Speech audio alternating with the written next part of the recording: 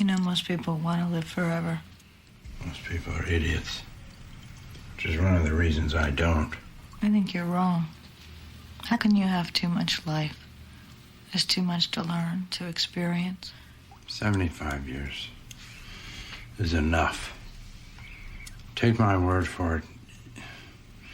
You live forever, sooner or later, you start to think about the big thing you're missing and that everybody else gets to find out about, but you. What about love? What, does that last forever? 40 years ago, I drove down to the city hall, down to the Hall of Records, record archives, whatever they call it. I wanted to look up my wife. It bothered me. I couldn't remember her name. Love lasts 75 years, if you're lucky. You don't want to be around when it's gone.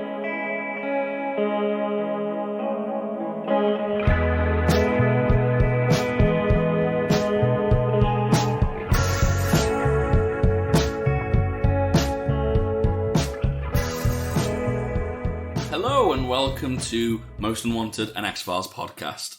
I'm Chex, I'm joined by Luke. We're here to talk about another exciting episode of X-Files. How are you doing, Luke? I'm doing good. I was waiting for my entry, then I was like, where to go? Yeah. A few false starts. Yeah, luckily, like no false starts in recording. Yeah, which is always good. It was a good start. We definitely did have reverted recently, but that's a good solid start. How are you? How's things? I'm not too bad, and things are okay. Which makes it sound worse than it actually is, but they're just okay. I guess. Yeah, I think it's one of them where I think everything's just sort of getting a little bit back to normal, and it's fine. Have you got any holidays booked? Are you planning to go away anywhere? No, not at the moment. Like the only thing I'm sort of doing at the moment is sort of planning for my birthday stuff. Yes, which is next month. Yeah. Well, at time of release, probably is this month, but yeah. Yeah, it will be this month. So, this is your warning to get all the presents and cards in the post. Thank you very much, guys. Yeah. I won't tell you what day. You just surprise me. I also won't tell you what year I am because or postal address. Just send it to somewhere in the Midlands. Yeah. It'll make it. It'll find. Yeah. But yeah, no, it's weird. It's. When they started talking about doing like winter contingency plans and stuff like that, I'm like, I don't know if I should like prep for. Yeah. It's like, is it going to be back to normal or is it going to be like back to I don't know. From a UK perspective, I'm almost certain that won't happen. Yeah, I feel like it's too far gone now, to be honest. And I feel like the vaccine changed a lot. Yeah, because as soon as the vaccine comes out, like lockdowns and like. All these extreme measures were needed because we did have nothing to fight against it. That was our only tool. And now that we've got vaccines and we've got ways of fighting it, it feels almost...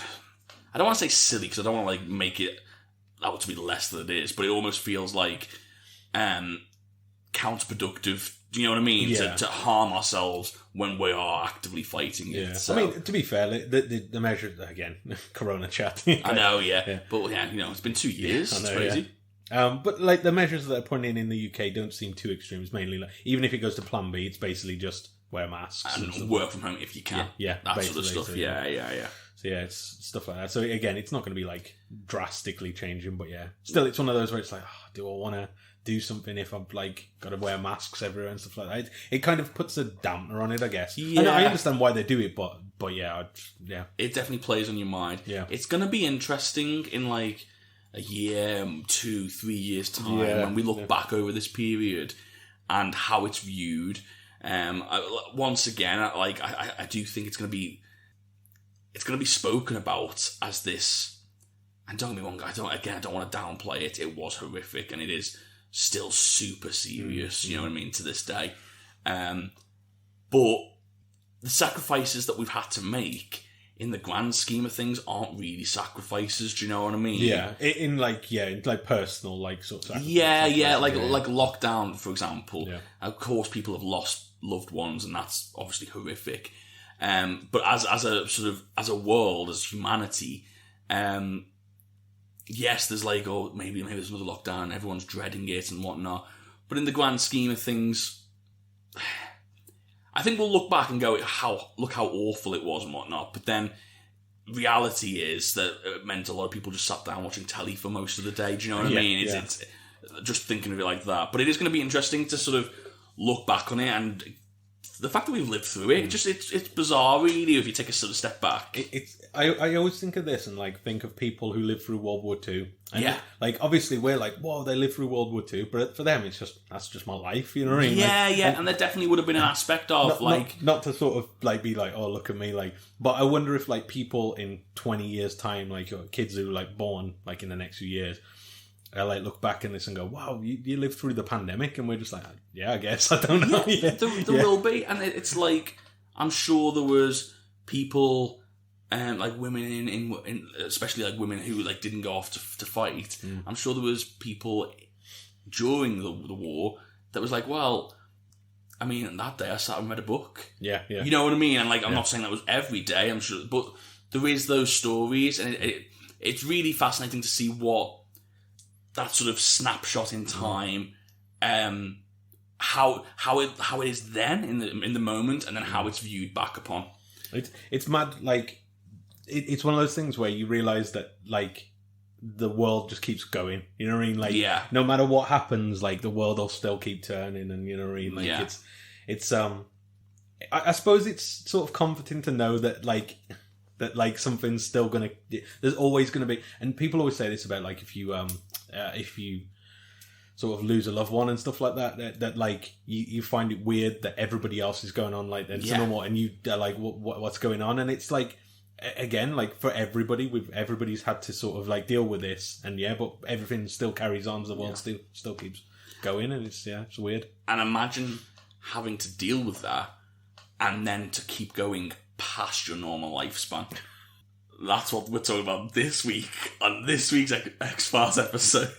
Let's get into it. Is that tasteful? I don't know.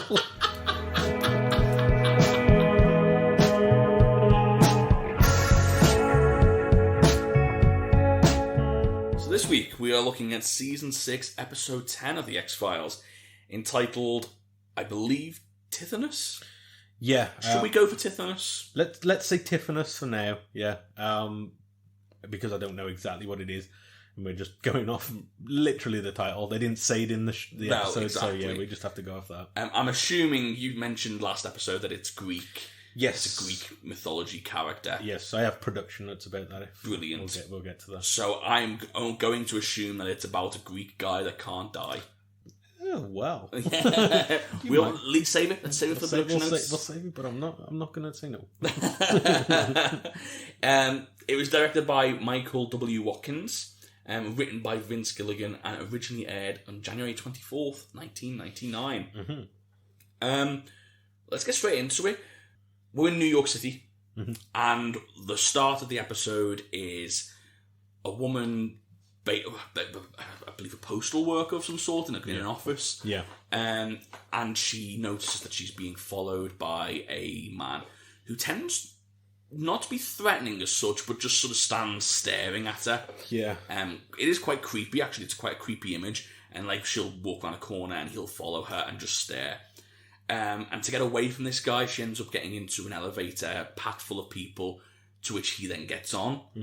And leaves promptly. Yeah. Once he leaves, he starts rushing down to the basement, and we cut to the elevator, which seems to be malfunctioning of some sort, and then the elevator drops. We see a crash into the basement, where the guy is stood there waiting for her, and as the doors open up, we see the lifeless arm of this woman fall out, and this guy proceeds to take pictures of her. Yeah. But, does turn out to be important later on in the episode, we see that the pictures are of a black and white sort of hand, sort of grayscale, but the blood's still red, so it's only the hand that's black and white, and then we head into the intro. We see the colour draining as well when he gets into the lift, the colour drains and then he gets out. Oh yes, that's right. Yes, that's true. So yeah, we see all this happening, and he takes pictures at the end. What do you think of the intro? I thought it was really well. I've seen this twice now because, like I said, I watched this thinking this was SR819, and then was really confused, and I was like, Skinner's not in this. What's going on? But yeah, so I really like this intro because I like the sort of effect of the color draining. Yeah, because it's obvious straight away that there's something supernatural happening. But it's quite subtle, you know. It's not like there's literally like a monster crawling out of the ceiling or something like that.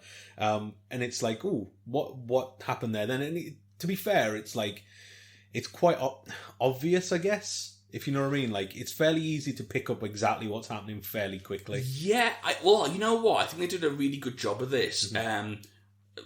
As we tend to do, we'll skip around the episodes. The mystery of this is what is this guy doing? Mm-hmm. And we find out fairly soon in the episode that he is a lot older, or he doesn't seem to age at all. And Mulder does theorise, sort of at an early point in the episode, when he's just throwing theories and just sort of seeing what sticks. Mulder theorises that it might be a Muslim folklore he mentioned, where people believe that you can, if you take pictures of someone, you can like capture their soul. Yeah. And I thought that was an interesting one to throw out there, because throughout this episode, I thought he was drawing life force with these pictures, and that's what was keeping him young. I thought they did a really good job of going, here's the two mysteries. Why is he there, and why doesn't he age? And how do they relate? I didn't see, until they revealed it, I didn't really figure out why they correlated. But I thought throwing that out there at the early episode gave you enough to go, oh, this is what it is. And then so it made me sort of, it ended up being a good twist when we found out it wasn't. Do you know what I mean? I think I figured it out when he got, again, I'd say spoilers, but you're going to watch this episode anyway. Do you reckon people listen to this podcast 10 minutes at a time? I feel, spoilers for the next 10, I figured it out when he got stabbed and got back up. Because I was like, oh, he's immortal. And I was like, oh, I feel like he is like, I thought he was jealous of people dying or something. You know what I mean? And to a degree, yes, but he's also, there's another reason why. Yeah. But no, I thought this was an interesting intro. And like that effect of the colour draining, I thought it's just a really interesting effect that pretty effectively shows what's happening. Yeah, it's very clever way to do it. Yeah. After the intro sequence, we see a snapshot into Mulder and Scully's life of just boring office work, just calling around, doing background checks on people, looking extremely unfulfilled. This looks like the worst work for somebody like Mulder and Scully, who before all this have literally been chasing alien spaceships around. You know what I mean? Like the juxtaposition is crazy. Yeah. This is all until Kirsch calls Scully into his office and basically offers her a lifeline. He has an agent, Peyton Ritter, who has a case, and he explains the case that that we see, which is this man that is taking pictures before they're reported of people's deaths. Yeah. They're not sure why, they're not sure how, but they believe it needs investigating. Yeah, because there's one picture where it's a woman who's dead, and it's the clock is before, and then that's how they explain. This reminded me a lot, and like straight away, I was like, maybe this is it. I thought it was like, have you ever read or seen the Goosebumps episode, Say Cheese and Die? No. It's basically the same plot. Basically, there's a camera that shows people how they're going to die if they take a picture of it. Yeah. And I was like, this is a Goosebumps book? And in my head, I was like, I wonder which came first. Like, yeah. I should have done the research. Do you know what? I might find out, but we'll carry on. It is not relevant to the episode. Yeah, so we see all these different cases, and Kirsch basically says to Scully, he's got a promising career. You used to have a promising career, but there's still chance for you. If you do well on this mission, I'm going to put you on this mission, and maybe there's something we can do for you. Scully tries to help by saying that me and Mulder will start it right away, and Kirsch says, under no uncertain terms, Mulder's too far gone. Yeah. Mulder is there. As far as Kirsch is concerned, Mulder is there for the rest of his life now. This is divide and conquer tactics straight up. Yeah. Yes. He's trying to separate them so he can basically get rid of Mulder, who's the person who's the most like zealous about the cause. So I found out Say Cheese and Die came out in 1992. Oh, so X-Files ripping off Goosebumps. Who knew? Who knew? R.L. Stein must be pissed. So yeah, after a little bit of tension between Mulder and what was his name, Peyton? Yes. Scully basically says, "Yes, I'm going to go work with this guy and try and figure out this case." Mulder somehow has still managed to get pretty much all the information. Ritter's reporting directly to Kirsch, and Mulder's managed to get a backdoor entrance into Kirsch's computer, so he can sort of follow along with this case. Yeah. And in doing so, like I said earlier, gives Scully all these different theories. He's already working the case, and he's not even on it.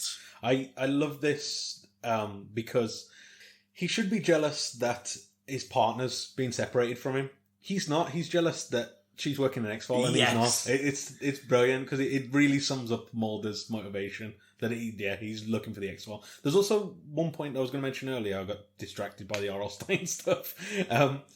They say that Mulder's too far gone. Why can't they just fire him at this point? That is a weird... Because that was always because they didn't want him to become a martyr, or they didn't want to give him something that... a reason to sort of go full rogue. Yeah. And I suppose that's a question throughout X-Files, because there's only so much that excuse works. Yeah. I remember Cigarette Smoking Man mentioning it in like season 3, of like, we can't kill him because he will just become a martyr for the cause. Is that still true? Mm-hmm. Like at this point, if they really needed him gone, considering the people they have killed, if Mulder dies, what happens? Yeah. What's the big bad thing that's going to happen? Arguably, the only people who care about Mulder is Scully, the lone gunman who no one is going to believe. Yeah. And is his mom still alive? Mulder's mom? Mulder's mom, yeah. Mulder. Mum. I forgot about Mulder. I believe so. I think she's still alive. Really, they'd be the only people...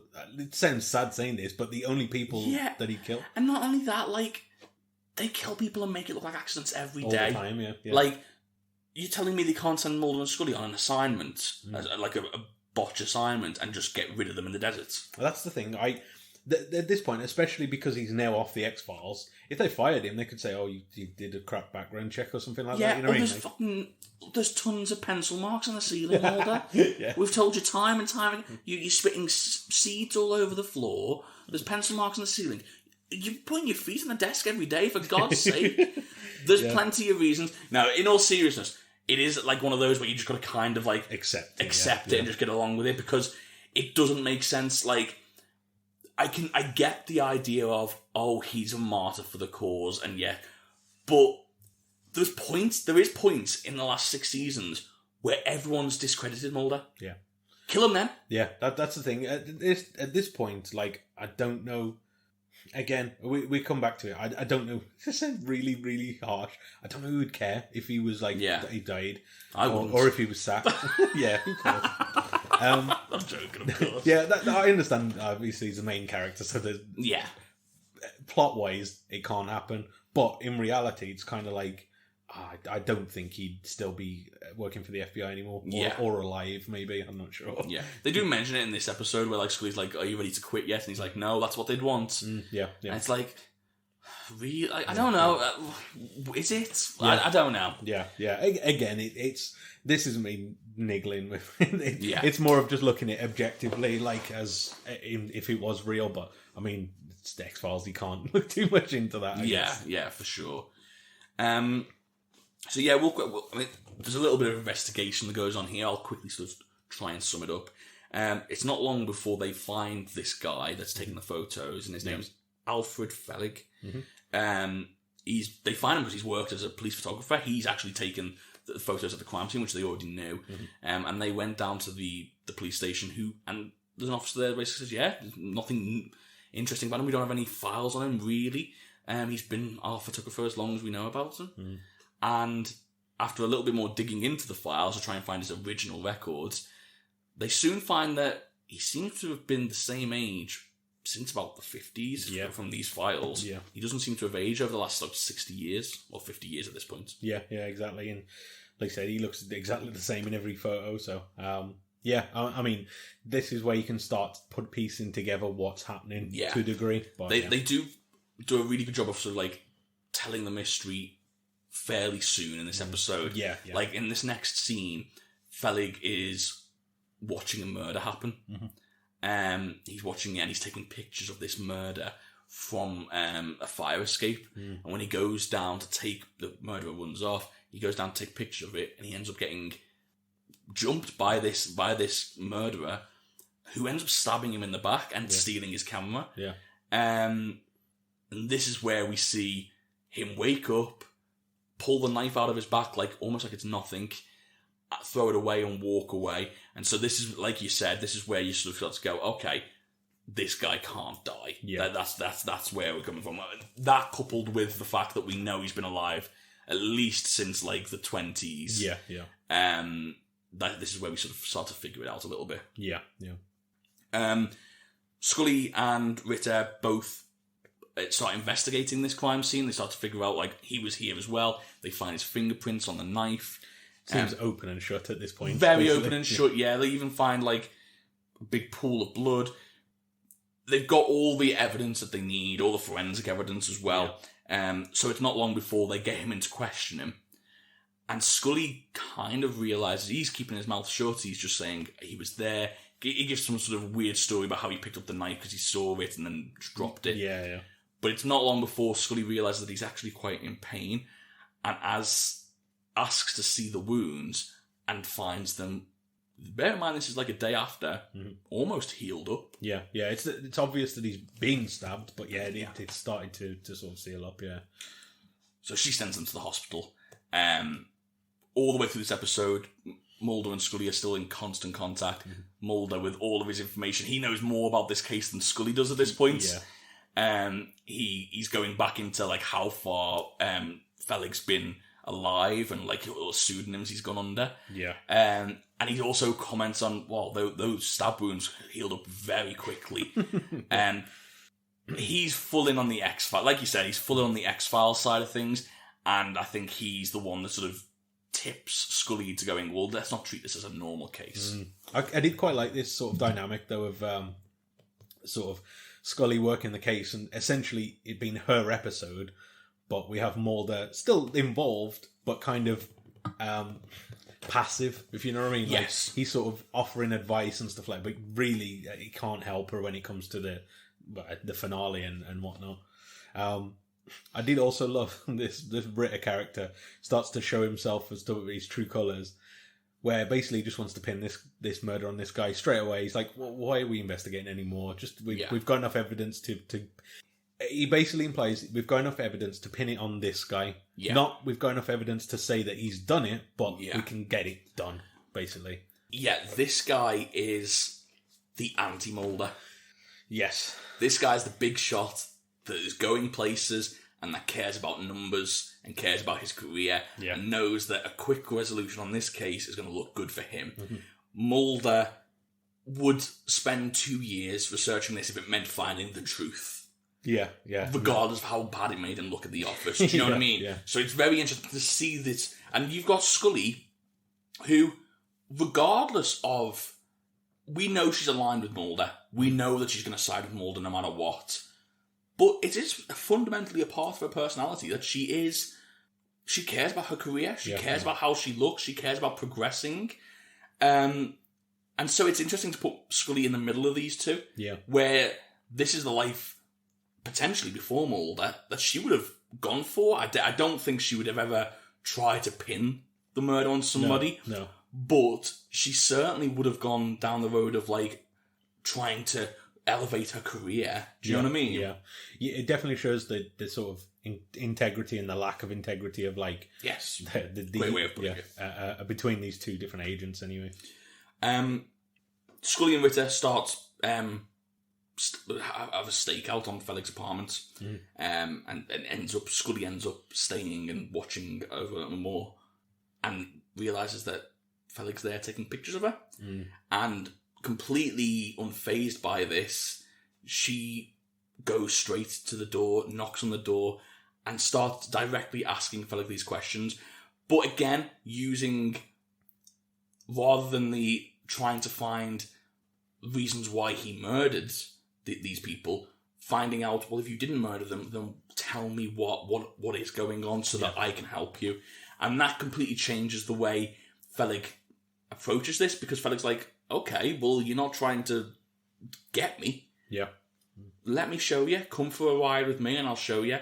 And then there's this whole sequence, which I quite enjoyed, where Scully goes for a ride with Felig, and Felig basically shows her a person, after riding around for about an hour, Felig shows her a person that he believes will die soon.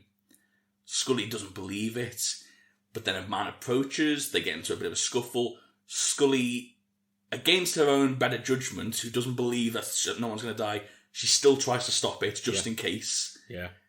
She manages to stop it, gives the guy a good slap on the head, which I loved. I noted that as well. That was my favourite bit. Yeah, it was brilliant. Nothing better than Gillian Anderson just shut up. Slapping a punk. Yeah, just shut up. Yeah. But she inevitably can't save this woman who steps out in front of a truck. Yeah. And Felig drives off with Scully. We're left with like a facial shot of Scully realising he's right. He knew this was going to happen. Which makes me wonder, it's that kind of thing of, it's kind of like Final Destination, of like, obviously... There's a lot of Final Destination vibes about this episode for sure. Yeah. So my wondering is, was she going to die because of the man and Scully intervened and then died because of, she intervened and it changed, like Final Destination style? Or... was she always going to die, regardless of what happened? Yeah, like, was her intervening part of the reason that caused her to die, basically? And it's like, obviously she didn't cause her to die, but you know what I mean? Like, that kind of, if she hadn't have got involved, would she have not been dead? But, yeah, she's always going to die. It's one of those weird things of, like, that kind of, like, destiny and stuff like that. Like, but I thought this was, I really like the scene as well. Because they're in New York, aren't they, I think? This is New York City. It's kind of like that hard-boiled kind of like story of like literally them just driving around in this like beat-up old car. Kind of what we was talking about a few episodes back about having this like sort of... It looks cool, but it is a piece of shit car, really. Yeah. Him just driving around and like seeing this like seedy side of New York. It felt quite noir, you know what I mean? Like that kind of like... the vibe of it anyway. Obviously not in the shot and how they do it, but that kind of like hard-boiled story. Especially because we don't know the reasoning yet, and the reasoning is very supernatural. It's very how do I put this? It's very out there, and it's it changes the whole way you view this episode. And so to do this first, where you ground it, I think makes that reveal a lot more interesting. Yeah. Do you know what I mean? Yeah. So yeah, in the days preceding this, Scully then goes back to Felig and sort of says, well, you're going to be charged with these murders. Ritter's after you. He's going to charge you no matter what. You need to come clean and tell me what's going on. Yeah. Because we have this scene before as well where he's basically Ritter's really pissed off that she's left her sort of monitoring duty. Yeah, exactly. And so they're like, she's like, he's gonna try and pin it on you regardless of what happens. The only way you can stop this is to tell me. And he doesn't fight it. He tells her pretty much exactly what happened. He shows her, I don't know what you call it. What's the room? The dark room. Yeah. He takes her into his dark room, and he shows her all these photos of dead people that he's taken over the years. Noticeable here that, and we've already heard this from Mulder in phone calls, but some of them go down back to 1920s, some even earlier than like... It's like 1800s, I think. Yeah, 1860, 1870. So we know this guy is very old. And we see a photo of a dead woman with like a glimmer or a shine to the picture. Yeah. And Felig basically, without any sort of like coercion really, says that that's death. And he's been chasing that image of death. He talks about his life and how he's never been able to see death's face, and that's what he's searching for. Yeah. He talks about his life and how back in the day, he was so scared of death that he would never want to, like... So basically, he was... When was it now? I think it was like 150 years ago, something like that. It's the 1800s. It was the yellow fever in New York City, yeah. And he was in the middle of it all, and he mentions how he started to see something in the corner of his eye, and he knew just by instinct that it was death, so he would always look away until the person, the thing, the being, started being more bold and going directly in front of him, and he would refuse to look at it. And it ended up him coming down with yellow fever, and him closing his eyes purposely not to look in the face of death because he knew what would happen if he did. And the nurse ended up looking instead. And then when he woke up, he was fine. He was completely healed. And the nurse was being wheeled out dead. Yeah. And he knew that she had taken his place. What he didn't know was that death had overlooked him forever. Yeah. And he shows her scars on his wrists. He tells her that he's jumped off several bridges. He basically tells her all about these different suicide attempts that none of them worked. Yeah. He is, for all intents and purposes, immortal. Yeah. I think this guy needs a new hobby. That's what I think. Yeah. Would this life be so terrible if you just took up chess? I was watching this, and it's like, I understand the point is, and I see this a lot in like stories about people who are immortal. I always remember there was a game, was it Lost Odyssey? And that would sort of portray... What a game, by the way. Deep cut as well. Oh my god. I always remember that told the story of how immortality would be shit, because you'd constantly be seeing your loved ones die. And I understand the point in that. But, counterpoint, if after the first few times you go, okay, everyone around me is going to keep dying, I need to desensitize myself from that part. Yeah. Make friends, but also be like, they're going to die. I'm going to get involved in something that I can just do forever. You know what I mean? Yeah. I have two points to add to that. Yeah. One, first of all, it's only been 150 years. Yeah. It's not like it's a thousand. You know what I mean? Yeah. Like, it's been 150 years. That's all it's been. You've lived 60 years. You've lived 2 lifetimes, basically. Right? Secondly, if it was that bad, like, people have dogs, and dogs die like every 10 years, and people have dogs and replace the dogs. Not replace, but you know what I mean. Yeah. Like, get another dog when their old dog dies. Yeah. It's not nice, but you get over it, you know what I mean? Like, I'm not downplaying the life of a loved one, but it's been 50 years more, just I don't know, it seems very, very overdramatic. I feel like on a long enough time scale, human beings to you would be like dogs. Yeah, you know would. You'd be like, genuinely would. It's sad that my current wife has now died, but I know I'll get another one. I love this wife so much in the moment. I know you mean. It's this. I mean, it doesn't help a little bit of realness. I have a crippling fear of death. You do, yeah. Which I might have explained before. So you would like immortality? Honestly, this is the dream. This guy's living my dream, and he's wasting it on photography. Honestly, the amount of films, games, and that I'd get complete. I'd be like, I'm doing everything. You know what I mean? You wouldn't know. You'd laze about. You know you would. Yeah, I'll be. Wow, there's no rush. Exactly. Like, we're saying all this like we spend every minute of every day making the most of life, and I know after this podcast finished recording, we're gonna chill on the sofa for half hour. I'm probably gonna go home and just like look on my phone. Yeah, it's mad at it really. So if we had 200 years, what difference would it make? Yeah. Oh, I'd learn how to be a rocket scientist. No, you wouldn't. No, you wouldn't. I definitely wouldn't. I like how some people like ambition there. They'd be like, I want to be a rocket. Me, I'm like, I'm gonna see every film ever made.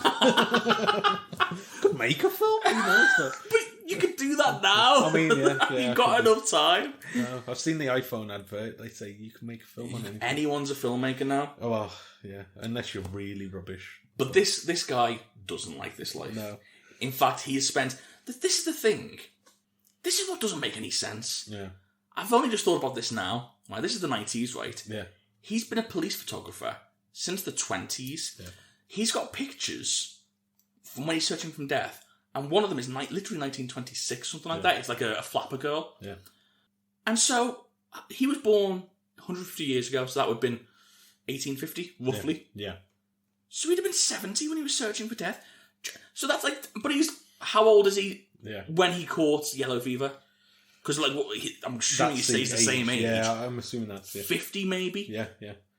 So he has, 20 years and goes, well, that's enough for me. Yeah. Come on, it doesn't make sense. It's also not at the stage where his body's like... I know a lot of people say, people who live to they're 90 and stuff like that, and they're like, oh, my body's just shutting down. Yes, and they're like, life can be a struggle. I get that part, if you'd stayed at 90, I'd be like, yeah, fair enough, that must be a shit. At 50, he's like, probably, it might be a bit awkward to get up in the morning or something, like a bad back or something, but he's not like, oh God, I wish I was dead. I mean, he is. And he can only last 20 years. It's mental. Honestly. No, and I don't mind, 20 years and going, oh, I wish, the realization that you're going to be alive forever, maybe. But, it takes 20 years that we know of to search for death. To jump from, oh, I wish I could die, to...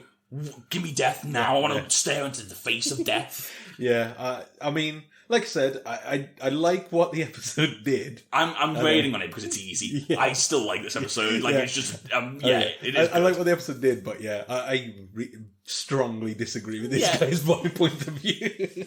I like how we've watched episodes with sociopaths, criminals. Yeah. We've watched episodes with tombs who eat people, and we've never opposed them, their actions more than we have this guy. I can relate to this guy, though. I can't relate to a man who eats livers, you know what I mean? He tells Scully this whole story, and there is a moment where he kind of Scully's asking Mulder in the bathroom to get more information.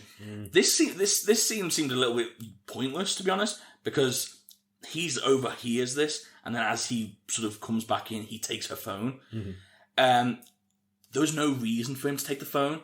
He's not trying to keep anything away from anybody. It just felt more like, to me, a plot reason to get the phone out of Scully's hands so that she couldn't inform people that she was in the room. Yeah, basically. That's basically all it was. But there was no reason, why would he not want her to have a phone? No, I think, it's just a plot reason. Yeah. There's no, good explanation or something. Not really. But again, nothing. Yeah. But anyway, he starts to see the colour drain from Scully. Yes. And so we now know that Scully's about to die. And he basically says as much. He says that she's very lucky. She doesn't know how lucky she is. And she cottons on pretty quick. Mm-hmm. Oh, are you saying that I'm about to die? And this all builds up. I mean, there's a bit of back and forth between them, but it all really builds up to this sequence in which Ritter storms the building that they're in and just full on starts firing. I have no idea why he starts shooting. There's no... The guy's not dangerous. I mean... Maybe the camera. Maybe he thinks the camera's good. Yeah. Give him the benefit of the doubt, yeah. But he comes in. It's quite an interesting shot where he's you don't know who it's meant to be really as he sort of storms in. He starts shooting. Ritter drops, and we see Scully behind him. Yeah. And Scully leans against the wall, drops down, leaving a trail of blood. Scully has been shot, and we know this is the killing blow. Because it basically goes through the camera lens of, what's his name, Fennig, is it? Yeah, yes. So it goes through him and then hits Scully. So yeah. And this is, much to Ritter's horror. Ritter's oh shit, he's seeing his career up in flames. Yeah. I did like this as well. Also, I liked that it goes through the camera lens because that basically prevents this guy from doing what he wanted to do, of take the picture of death. But then again, I suppose a spot of luck for this guy is it kind of puts what he wants to happen in front of him, regardless of whether he can or not. So, I think everyone knew what was going to happen at this point as well. Yes, I didn't expect Scully to die. No, exactly. Yeah, Fellig. I like this though because there is so there's a line at the end of this episode which I didn't really get. And it was something along the lines of Mulder says to Scully, he could only achieve death when he wasn't looking for it, or something along them lines. I can't remember the. It's like a morbid version of like, do you know when people say to you, "You'll find love when you're not looking for it"? Yeah, the morbid version of that. Exactly. Yeah. It was something along them lines. I'm definitely butchering it. I didn't write it down word for word, and it felt like it was like left to linger at the end of the episode. That was the last line, and it felt like it was meant to like mean something. I didn't get anything from that because I did like this. Felig, instead of taking he tries to take photos, but instead he just asks Scully, like, "Can you see him? Can you see him?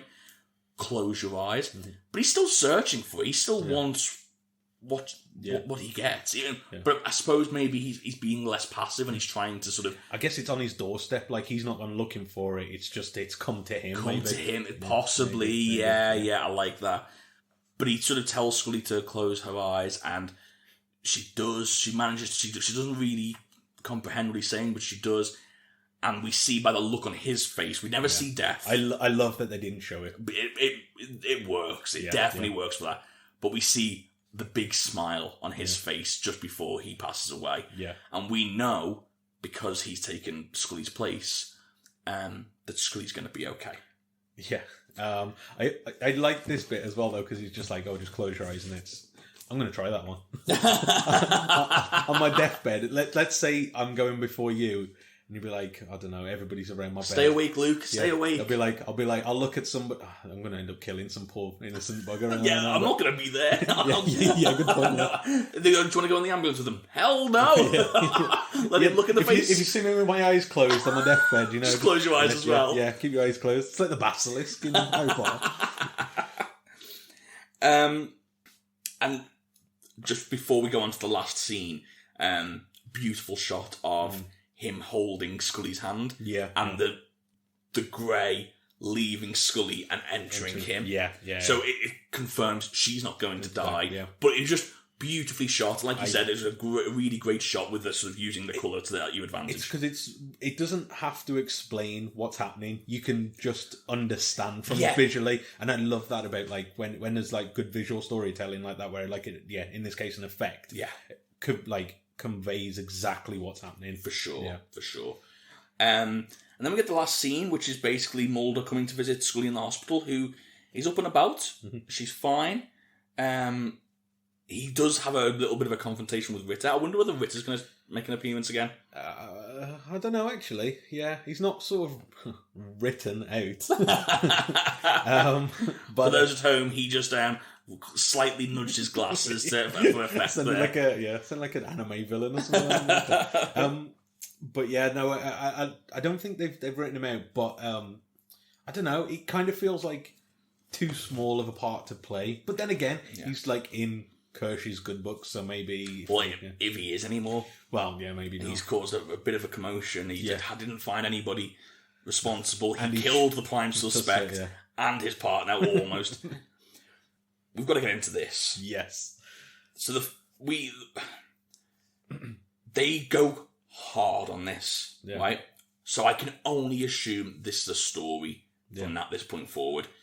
Mulder mentions that Felig died from one single gunshot and was amazed that Scully made a recovery like she did. Yeah. She's basically insinuating she should have died from that gunshot, which we know as an audience. Yeah. Then goes on to say it was a world record for how quickly you recovered from this gunshot. And in the previous 40 minutes, we have learned that if someone takes your place and someone looks and you avoid the gaze of death, then death forgets about you altogether. Yeah. We can only assume Scully's immortal at this point, right? That's not a leap, I don't think. We're meant to think that. That's the weird thing with this episode, that it's like... It seems like a small episode to bring such a massive consequence in, that's all. That's exactly what I thought. Like this, on the grand scheme of things, this isn't a mythology episode. This isn't like... It doesn't feel like this will play into the rest of the story, but it seems to imply that Scully's immortal. Now, maybe we're reading this wrong, and we're not meant to. I don't think we are. I'm going to be a little bit annoyed if this isn't followed up on, because he's 150 years old. Yeah. They clearly state what will happen if it's this. If they'd have left it, then I'd be like, oh, well, maybe that was death coming back round for him, and nothing happens, and that's fine. But they go out of their way to say, this should have killed you. And not only that, you've healed remarkably fast from all your wounds. Exactly the same way that Fennig did. Yeah, so. And they've showed, they've showed us that that's a symptom of having this. Yeah. This has got, like, they've gone too hard on the fact that this is a thing now. Yeah. And so it feels weird for a Monster of the Week to go, well, now Scully can't die. No, yeah. That's the thing. It feels weird that we've got this sort of outcome from, just it's quite an innocuous episode, and it's like, I don't know. The only assumption, because I wrote the exact same thing, like, is Scully immortal now?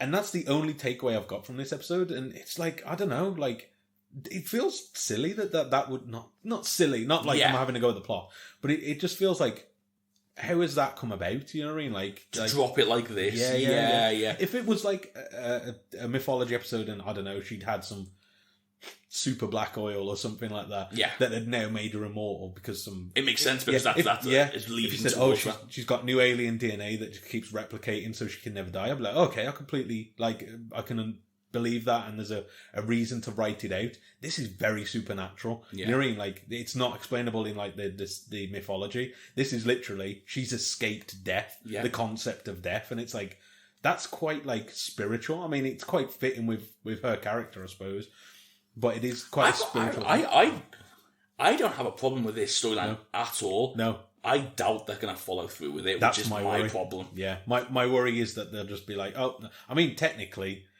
she's probably not. Well, we know. Well, she's not going to die yet, so they could get away with it. But like, we know she ages. Yeah, you know what I mean. We have seen later seasons where she ages. Unfortunately, actual humans do age. So there's no way you can get around that. Unless you've got the magic Disney machine now, which can. But then Gillian Anderson's out of a job if that's the case. I don't know. It's my only assumption that is the case, that she's immortal. But whether it's brought up again, who knows? This really feels like it's going to be one of those things that gets swept under the rug. Yes, yeah. It really feels like that. It feels like something where somebody wrote it down and, why did we do that? We can't give any peril to the Scully character whatsoever now. So I don't think this will have lasting ramification. I wonder, I mean, people listening to this are probably like, you idiots. Like, it does. Yeah, she's like immortal now. She's basically a god. Yeah. Who knows? Who knows what's going to happen from this? But I guess, immortal Scully. So with the episode as a whole, as a whole, what did you think? I thought this was a really interesting episode. I loved all the philosophical ponderings, like, in the middle of, like, this guy. And it's always the case when we have an immortality sort of story of somebody who's, like, basically, they always seem to be sick of their life. Yes. And I always think that's an interesting sort of, again, because we had, I mean, people who've listened to this, we've had quite an in-depth discussion about how we disagree with that. Yes. And maybe we'd feel very differently if we were, like, 300 years old. Yes, for sure. But I always find that interesting in this, like, sort of discussion between the two. Quite a lot of work, like, sort of, just scenes between, just dialogue-heavy scenes between Scully and Fennig. Fellig, that's it, where, we sort of have this kind of... I do quite like this every now and again, where it's like two people just sort of discussing things. Agreed, especially when you can discuss points like the meaning of life and what death means to one person doesn't necessarily mean the same to the other. And I thought, like, his story as well was really sad. Yeah, you know what I mean? Like, his because I think the great performance as well, by the way. The first photo, it was his wife, wasn't it, or something like that? Oh, I don't know. I'm not sure. I know he does mention his wife and how the loss of his wife is what drove him to look for death. Yeah. So I wonder if there's this sort of sad story surrounding it. But I thought again after the last episode, this is another really solid episode that I really enjoyed. I really enjoyed it too. I mean, you've basically pointed out all the reasons why I enjoyed it, so I'm not going to repeat that. The only other thing I wanted to add was I thought New York's a great setting for it as well. Yeah. I thought, I don't know whether it was actually filmed in New York, but just the look. Not if Covo's got anything to do with it. Honestly, Covo's maybe that's why he's not on the episode.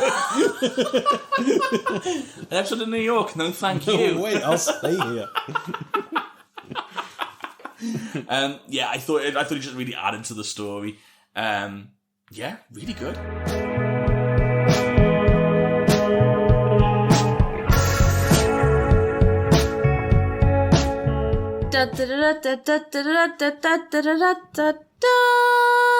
Luke's production notes. An X-Files story about immortality had been discussed by the writers for a number of years, but they always struggled with making the concept scary.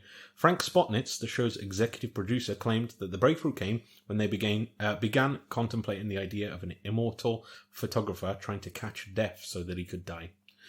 See, I think the where they've gone wrong there is making it scary. we've spoke about this. I understand where they're coming from because their audience is you, and you're going, "Hey, immortality!" yeah. They picked the wrong person to make this scary too. I don't think that production note's correct. I think the way they got past that was not making it scary, was by making it sad. Yes, yeah. That's what makes this episode work. I don't think him trying to capture death is scary. No. It's him wanting to see death. Yeah. It's sad, and that's what makes it work as a whole. I think anyway. Yeah. I think you can always tell that, like, I'm sick of a mortality story by just playing on the human aspect of, like, losing loved ones. Yes, because it's something you can empathise with for sure. But I just get over it. Sorry to all my loved ones out there. It's a Tash if you're listening. I'm not saying a word. Vince Gilligan was assigned to outline and write Tithonus, and he took inspiration from 3 distinct aspects of history and myth. The first of these was the story of Arthur Weegee Felig, a famous photographer whose name served as the inspiration for Alfred Felig. I don't know if there was anything special about him, but that's where the name came from. Okay. The second was the New York yellow fever epidemic in the 19th century. And the third and most fantastical inspiration was the Greek myth of Tithonus, to which the episode's title alludes, who was the son of Cephalus and the lover of Eos, goddess of the dawn. Eos later kidnapped him to be her lover and asked Zeus to make him immortal. Eos, however, forgot to ask for eternal youth to go with eternal life, resulting in Tithonus living forever but degenerating into a husk of a man. Oh, man. Now, that is a scary immortality. That's terrifying. Why did they not do that? Like, he's like, I'm 150. Like a little goblin that was just taking pictures of things. Please let me die. Like bag of bones. I don't think that would have been as good an episode. But I'd be like, yeah, I understand it now. Yeah, you definitely wouldn't be like, give me that. A lot of makeup work in there to do that. The episode was not the first X-Files episode to reference immortality. The Season 3 episode, Clyde Bruckman's Final Repose, featured Scully being told by the titular character that she would not die. This episode was the inception of a lesser-known story arc that was originally supposed to reveal that Scully was immortal. The subplot, popular, that's a lot of P's to be fair. Yeah, that is. The subplot, popular with fans on the internet, was verified by Spotnitz. However, Spotnitz later admitted that this subplot was bookended by Tithonus, a solution that Spotnitz later called very satisfying. Bookended? So it sounds like it's ended, yeah. So I don't know if that's like, is this like sort of, is there more to it than this, or is this literally like, yeah, she's immortal, and then we'll speak nothing of it? Yeah, because... See, I don't remember that in Clyde Bruckman's, to be honest. I do remember that those sort of conversations, because he could tell by touching it. He could tell how you. Yeah. Because Mulder's without a doubt getting choked to death in some sort of erotic or asphyxiation, isn't he? Which is the way he's... Yeah, we know that that's canon. That's fact. It's as canon as his wedding ring, in my eyes. Yes. This is more contentious than the Russia-US stuff we talk about. So yeah, I don't know. Strange. I don't know. Yeah, we'll see, I suppose. Yeah, it'd be interesting to see where it goes from here. Because like you said, you could argue that, well, she is immortal because she doesn't die in the X-Files. But it's very clearly made out that Ellig is also has eternal youth. Yeah. Well, eternal youth from the point he... Well, yeah. You know what I mean? Yeah, it just doesn't age anymore. So, yeah. The perfect combo. Yes. Definitely. All of Felig's cameras were borrowed from the University of California's Museum of Photography, and many of the photographs were used courtesy of Los Angeles-based advertising and licensing agency Corbis. The production staff of The X-Files were tasked with not only creating the photographs, the peas, I don't know what it is today. The peas! Not the peas! Not the peas!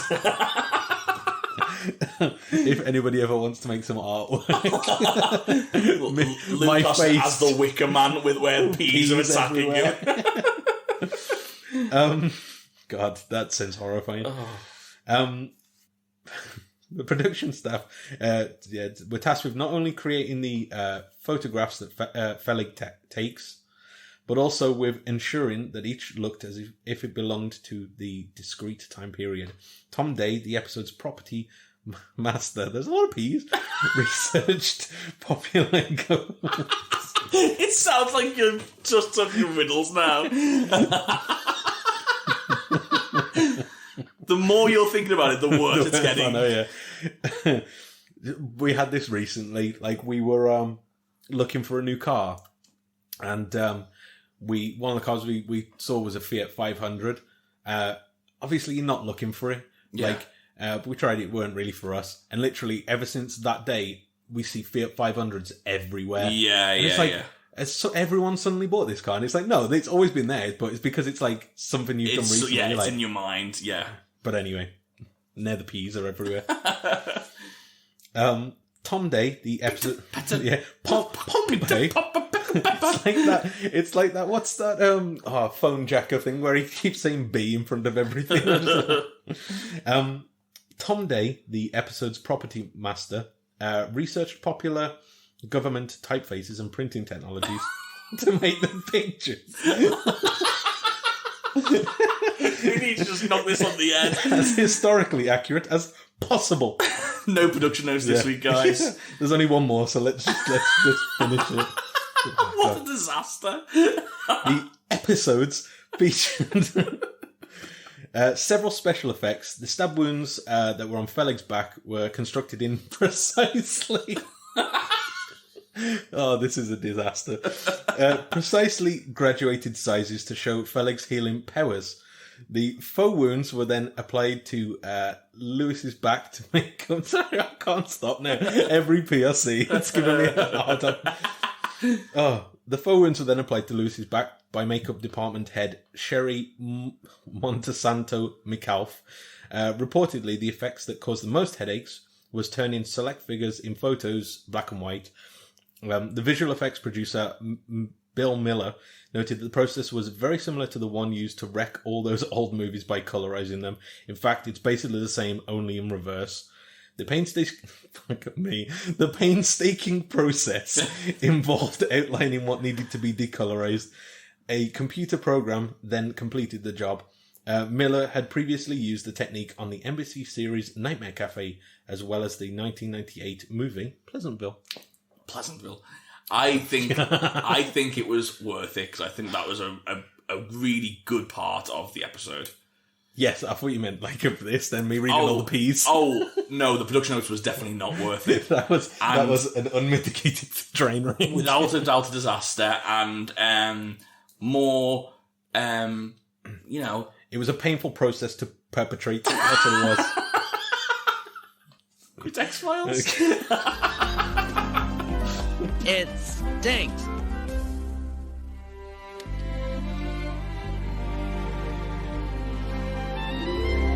Welcome to the Critic Files. So, what would you give this episode? I'm gonna be. This is gonna be bad. Oh yeah. I'm giving this an 8. An 8. Yeah. 3 8s in a row. 3 I've8s. given. I think people are just gonna think I've just phoned it in. I've just gone, everything 8, 8, 8. Yeah. Just give it all 8. I liked it all. But it's not more. It's not more. It's not making my top 5 list. You know what I mean? It's not even coming close to making my top 5 list. But it's certainly not less. I really enjoyed it. It was an interesting concept. Visually, it looked good. I enjoyed the certain conversations. Was there issues with it? Yeah, of course there was. But it didn't stop my enjoyment of it. I think 8's a fair score. No, I agree, 100%. I didn't give it an 8.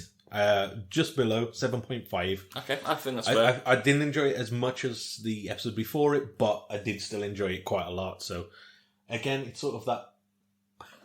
I did quite enjoy it quite a lot, and Yeah, I feel like 7.5 is a good score, to be fair. I completely agree. I think that's very fair. The rest of the world, IMDb, so 3,000 of the world, 3,012 to be precise, gave it an 8.4. Yeah. So, yeah, I'd say that's a fairly strong... For sure. I think it was a very good episode, and something a little bit different as well. Yeah. I think they're doing a very good job this season of keeping it new, fresh, varying the types of episodes up. What a start. I mean, we're almost halfway through this season. What a start.